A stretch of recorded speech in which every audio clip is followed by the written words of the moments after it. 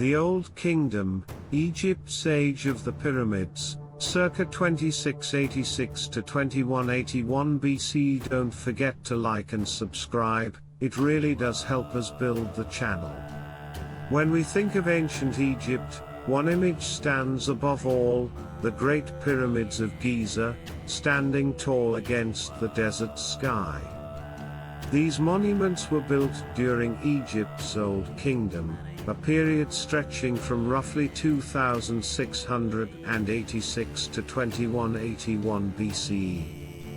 Known as the Age of the Pyramids, it was a time of remarkable innovation, centralized power, and monumental architecture that continues to inspire awe thousands of years later.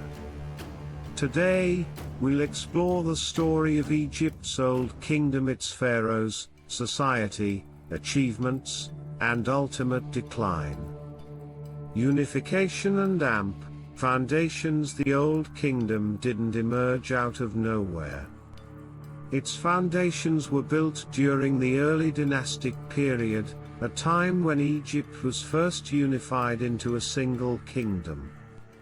Before this unification, the Nile Valley was divided into two separate regions: Upper Egypt in the south, with its narrow valley and rocky cliffs, and Lower Egypt in the north, centered on the fertile Nile Delta. Around 3100 BCE, a powerful leader known as Nama, sometimes identified with the legendary King Menes, is credited with bringing the two lands together.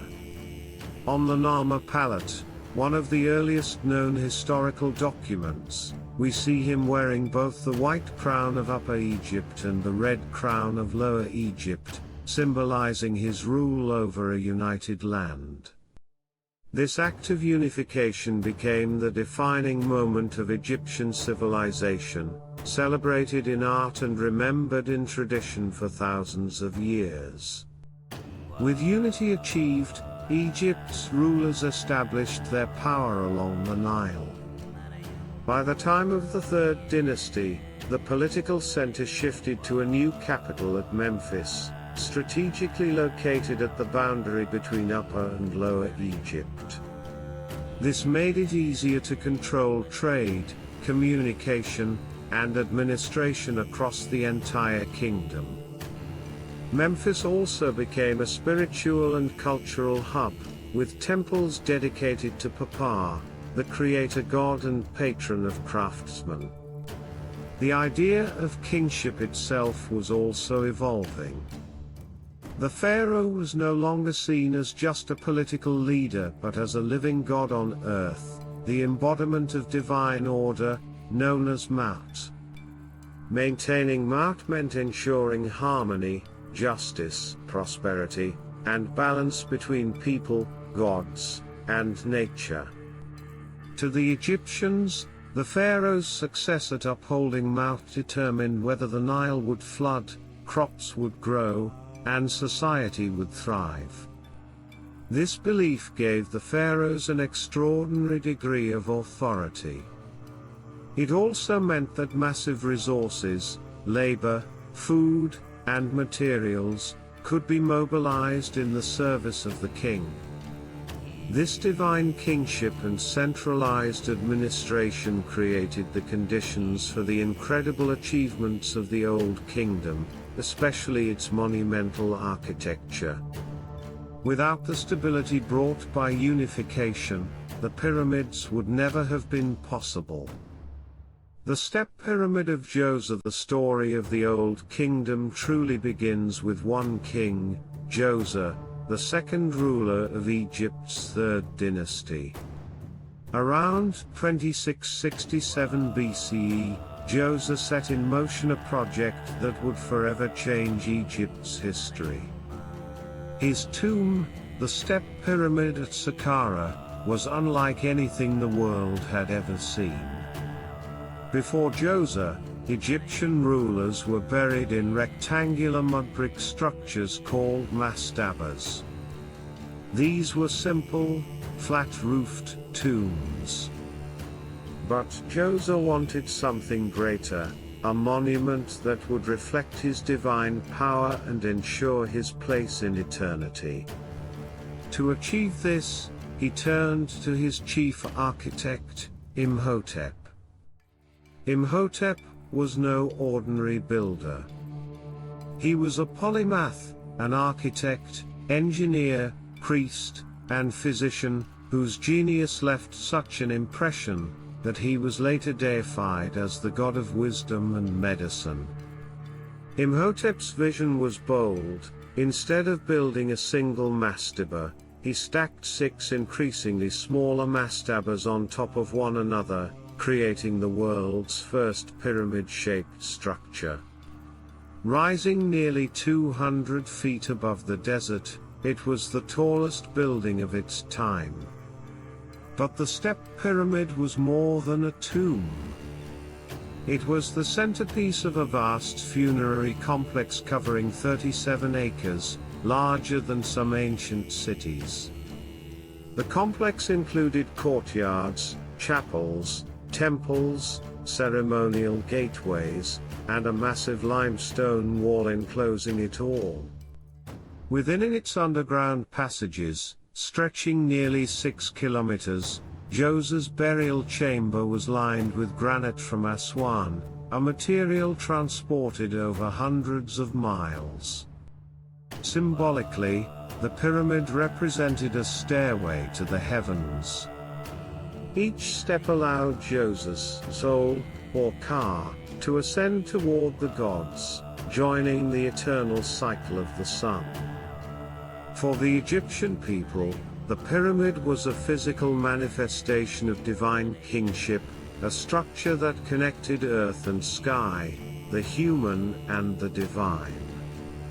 The step pyramid marked a turning point in world history. For the first time, stone was used on such a colossal scale, demonstrating Egypt's mastery of engineering, labor organization, and architectural ambition. It also set the stage for everything that followed: the smooth-sided pyramids of Sneferu, the Great Pyramid of Khufu, and the entire Pyramid Age that defined the Old Kingdom. In the words of later generations, Djoser's pyramid was the prototype of eternity, the first great experiment in immortality that would inspire humanity for millennia. The Fourth Dynasty, the Great Pyramid Builders. The Fourth Dynasty is often called the Golden Age of the Old Kingdom. It was during this period that Egypt reached its peak of power, stability, and monumental achievement. Above all, it was the age of the pyramids. It began with Sneferu, who reigned around 2613 BCE. Sneferu was a visionary king who revolutionized pyramid construction through bold experimentation. His architects first built the Meidum Pyramid, which collapsed during or soon after construction, a costly but invaluable lesson in structural engineering. Not deterred, Sneferu tried again, creating the bent pyramid at Djoser. Its unusual sloping angles show how the builders changed course midway to prevent another collapse. Finally, Sneferu achieved perfection with the Red Pyramid, Egypt's first successful smooth-sided pyramid. Rising over 340 feet, it was the largest structure of its time, and the blueprint for all future pyramids. But it was Sneferu's son, Khufu, who would immortalize his dynasty with the most famous monument of all, the Great Pyramid of Giza. Built around 2580 BCE, this colossal structure originally stood at 481 feet tall and remained the tallest man-made building in the world for over 3,800 years. Constructed with over 2.3 million limestone blocks, some weighing more than 70 tons, it required an unprecedented level of organization, manpower, and resources. Far from being built by slaves, archaeological evidence shows that the workforce consisted of thousands of skilled laborers, supported by farmers during the Nile's flood season. These workers lived in nearby villages, with bakeries, breweries, and medical facilities, a true community built to sustain this monumental task. The Great Pyramid wasn't just a tomb, it was a cosmic machine. Its precise alignment with the cardinal directions and possible astronomical connections, such as shafts pointing toward Orion and Sirius, suggest that Khufu's pyramid was intended as a gateway to the heavens, securing the pharaoh's place among the stars. Khufu's successors carried on his legacy. His son, Khafre, built the second pyramid at Giza, slightly smaller but just as imposing. Khafre is also credited with commissioning the Great Sphinx, carved from the bedrock of the Giza Plateau. With its lion's body and human head, the Sphinx symbolized royal power and divine guardianship. Its face, many believe, represents Khafre himself. Finally, Khafre's son Menkaure constructed the third and smallest pyramid at Giza. Though more modest in scale, it was originally cased with beautiful red granite from Aswan, symbolizing strength and eternity. Menkaure's reign emphasized justice and compassion, as later texts describe him as a fair and benevolent ruler. Together, the pyramids of Giza formed a sacred landscape, a monument not just to individual kings, but to the might and vision of the Egyptian state. They proclaimed to the world that Egypt was unmatched in wealth, organization, and devotion to its rulers.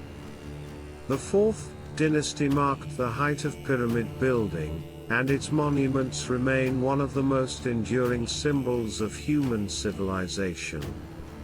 Even today, the pyramids of Giza are the only one of the seven wonders of the ancient world still standing, a testament to the ambition and genius of Egypt's Old Kingdom. Society and daily life. While the pyramids and pharaohs dominate the image of the Old Kingdom, Egypt's greatness rested on the lives of ordinary people. To truly understand this age, we must look beyond the monuments and into the rhythm of daily life along the Nile. At the heart of society were the farmers. Most Egyptians lived in small mud-brick villages and worked the fertile lands made rich by the Nile's annual flood. Each year, as the waters receded, they sowed wheat, barley, flax, and vegetables, ensuring the kingdom's survival. In return, they paid a portion of their harvest as taxes, which supported the pharaoh, temples, and great building projects. Above the farmers stood the craftsmen and laborers, skilled workers who carved statues, painted tomb walls, wove linen, and constructed temples and pyramids. Their work was not only practical but spiritual, meant to ensure the eternal life of their rulers and the prosperity of the state. Archaeological finds show that workers were fed with bread, beer, and meat rations, and their communities had bakers, brewers, and even physicians. A crucial class was the scribes.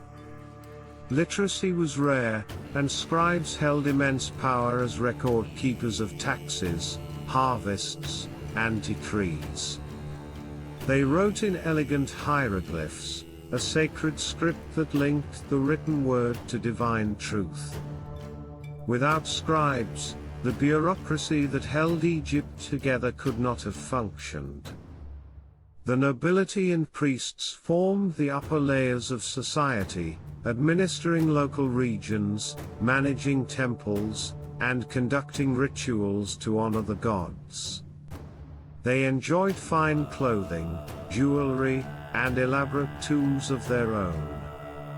Religious festivals and ceremonies reinforced the pharaoh's role as the guarantor of divine order, known as Mount. Family life was central to all Egyptians.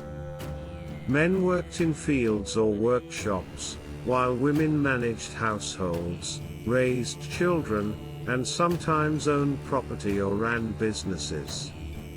Children were cherished, often depicted playing with toys or helping in the fields. Music, games, and storytelling provided leisure, while faith in the gods and the afterlife offered comfort and meaning. What united all classes was their relationship to the pharaoh. He was not just a king but the living embodiment of the gods, the axis between heaven and earth. Obedience to him, and devotion to the gods, was seen as part of keeping balance in the universe. The Old Kingdom was more than an age of monuments. It was a living civilization, of farmers and craftsmen, nobles and priests, families and children, all bound together by the Nile, by faith, and by the vision of their pharaohs. It was their combined labor, belief, and creativity that allowed the pyramids to rise and Egypt to flourish. Religion and beliefs. Religion was central to Old Kingdom life. Egyptians believed in a vast pantheon of gods, each governing aspects of nature and the cosmos. Central among them was Ra, the sun god, whose daily journey across the sky symbolized the cycle of life and death. The pharaoh was seen as the son of Ra, a divine ruler whose very existence maintained cosmic balance. The Old Kingdom also saw the emergence of the pyramid texts, sacred inscriptions carved inside pyramids, guiding the pharaoh's soul in the afterlife. This reflected the growing emphasis on preparing for eternity. The belief in the afterlife shaped Egyptian art, architecture, and rituals, ensuring that tombs and temples would last forever. Decline of the Old Kingdom. Despite its grandeur, the Old Kingdom eventually declined. By the end of the 6th dynasty, pharaohs had lost much of their authority as regional governors, known as nomarchs, grew increasingly powerful. Economic strain from pyramid building, coupled with periods of famine and low Nile floods, weakened the centralized state. Pharaoh Pepi II, who ruled for over 90 years, lived so long that by the end of his reign the monarchy had lost legitimacy. Civil unrest and decentralization followed, plunging Egypt into the First Intermediate Period, a time of political fragmentation and hardship. Legacy of the Old Kingdom. Though it collapsed over 4,000 years ago, the Old Kingdom's legacy endures. The pyramids of Giza remain the last surviving wonders of the ancient world, marvels of engineering that symbolize human ambition and creativity. The concept of divine kingship, monumental art, and religious tradition shaped the rest of Egyptian history for millennia. The Old Kingdom was Egypt's first golden age, the dawn of a civilization that would inspire awe, wonder, and mystery across the ages. Thanks for watching. If you enjoyed this and want to see more, please like and subscribe.